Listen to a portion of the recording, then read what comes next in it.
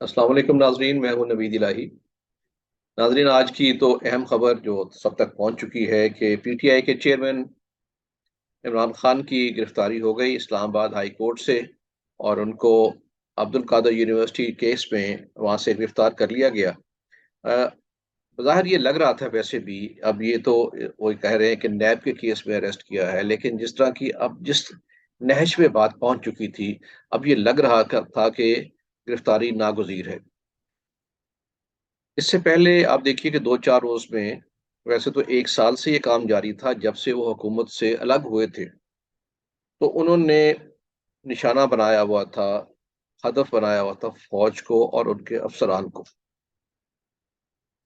अच्छा, ये तो बात सब जानते हैं कि यहाँ पे एक रोल है एस्टेब्लिशमेंट का, और तमाम लीडरान जो है, रहनुमा है, उन्होंने किसी न किसी मौके पे किसी न किसी तरह तरीके से अ, इस पे तकलीफ उठाई है इनके हाथों, और रिएक्ट भी करते रहे हैं। नवाज शरीफ ने भी रिएक्ट किया, शाह बेनजीर भुट्टो ने भी रिएक्ट किया, लेकिन एक हद तक, जैसे किसी को चोट लगे और एक आह निकल जाए, उस हद तक सस्टेन्ड और डेलिब्रेट और प्लान्ड जो एफर्ट थी फौज के मुतल्लिक या उसके अफसरान के मुतल्लिक, वो कभी नहीं की गई थी।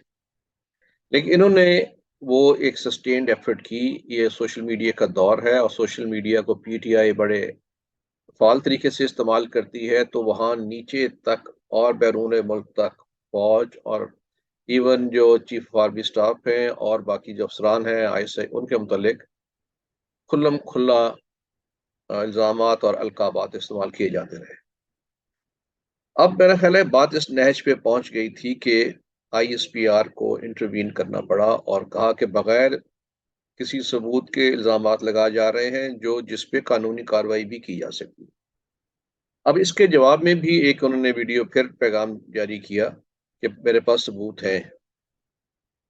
अब ये सोचने की बात ये है कि अगर आप समझते हैं कि आप पे कातलाना हमला हुआ और उसमें कोई मुलविस है, तो जाहिर है कि जब किसी का, आप जिनसे आप ऑलरेडी इल्ज़ामात लगा रहे थे कि मेरी हुकूमत को हटाने में ये मावन थे, और उन पे अगला इल्ज़ाम लगा दिया जाए कत्ल का, तो भी ये सोचना पड़ता है कि बैकग्राउंड इसकी एक है, इसमें एक मुखासमत है, तो उसी मुखासमत में इल्ज़ाम लगा रहे हैं, और ख़ास तौर पे इल्ज़ामात लगा रहे हों उन पे जो कि इसके हुकूमत के इदारों के अहम अरकान हों। तो साथ सबूत, अगर वो कह रहे हैं सबूत है, तो सबूत उसी वक्त पेश कर देने चाहिए थे। पहले तो सबूत पेश करने चाहिए थे कि थाने में पेश कर दें। अगर समझे कि थाने में सुनवाई नहीं हो रही, तो आप कोर्ट में जा सकते हैं। आप कोर्ट में जाके ये सबूत पेश कर देते। यानी अगर सबूत के बावजूद पुलिस जो है वो केस रजिस्टर, एफआईआर रजिस्टर नहीं कर रही थी, तो आप 22A के तहत कोर्ट में कह सकते थे कि पर ये है सबूत, लिहाजा पर्चा की ऑर्डर दिए जाए।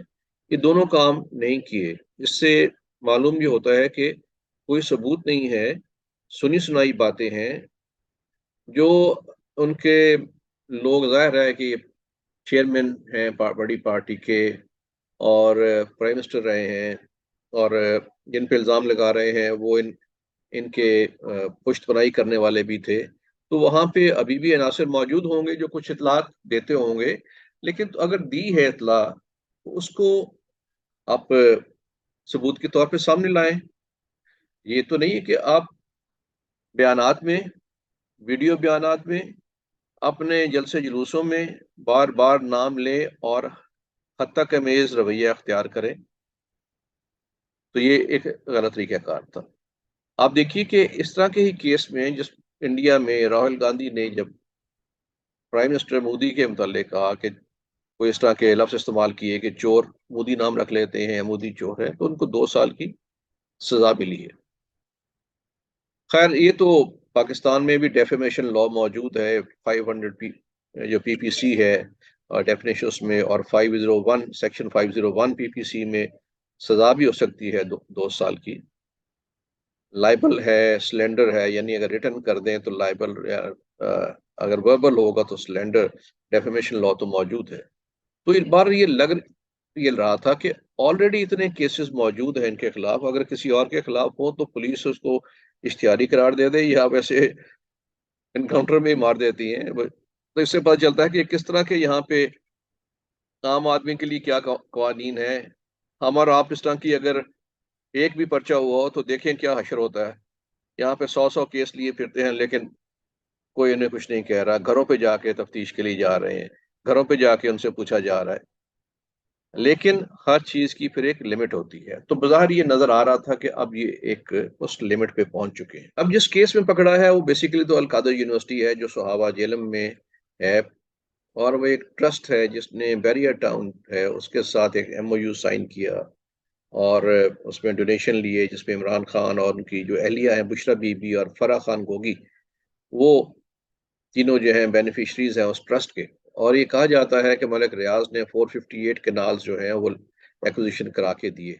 तो नैब इस जो केस है इसकी तफ्तीश कर रही थी, और इसमें बहरान को बुलाया गया, लेकिन वो उस पर पेश नहीं हुए। इससे यही लग रहा है कि ये जो है उसी के केस में उनको अरेस्ट किया गया है। ताहम उनको अभी पता चला है कि कल पेश किया जा रहा है कोर्ट में, और वो वहां पे उनसे रिमांड लिया जाएगा। इस दौरान हाई कोर्ट ने भी नोटिस ले लिया, और आईजी को और इंटीरियर सेक्रेटरी को वहां पे बुलाया है कोर्ट में कि वो बताएं कि कोर्ट के हाथे से कैसे इनको गिरफ्तार किया गया है और क्यों किया गया है। उनका कहना था ये कि नैब तो इस तरह अरेस्ट नहीं करती, जबकि आईजी ने जवाब दिया कि नैब की इमदाद के लिए फोर्सेज आती हैं, तो उन्होंने इनको अरेस्ट किया है और कोर्ट के हाथे से नहीं किया, उनको बाहर से अरेस्ट किया गया। अब इस जो अरेस्ट है उसके बाद उन्होंने एक, इमरान खान ने एक ऑलरेडी रिकॉर्डिंग करा के रखी हुई थी, अगर मैं अरेस्ट हूं तो वो जारी कर दीजिए, वो भी जारी की गई है। तो इसमें बज़ाहिर लग रहा है कि लोगों को भी उकसाया जा रहा है कि वो मेरी गिरफ्तारी के बाद बाहर निकलें और एहतजाज करें। ठीक है, एहतजाज करना उनका हक है, लेकिन पुरअमन एहतजाज होना चाहिए, कहीं पे तोड़ फोड़ या कोई इस तरह के दंगा फसाद नहीं होना चाहिए। चंद जगहों पे एहतजाज की इतलात मिली, जैसे कराची में, कुछ जगह पे लाहौर में, और चंद शहरों में, लेकिन वो थोड़ी तादाद में लोग ये एहतजाज करते नजर आए। तो ठीक है, उनके ऊपर कोई बहुत सख्ती करने की जरूरत नहीं है, ताकि अपना एहतजाज वो कर सकें, रिकॉर्ड करा सकें। लोगों का ये कहना है कि शायद अब इतनी जल्दी हो सकता है कि जमानत ना हो, क्योंकि अगर जमानत ही करनी थी तो इतना बड़ा एक्शन करने की जरूरत नहीं थी। क्योंकि कई केसेस हैं, क्या कहा जा रहा है कि 100 केसेस हैं। तो अगर वो केसेस हैं तो एक केस में बेल, दूसरे में अरेस्ट, एक में बेल, दूसरे में अरेस्ट, वो वाला सिलसिला कुछ अरसा हो सकता है कि जारी रहे। ये एक ख्याल आ रही है इस वक्त कि ये मुमकिन है कि ऐसे किया जाए।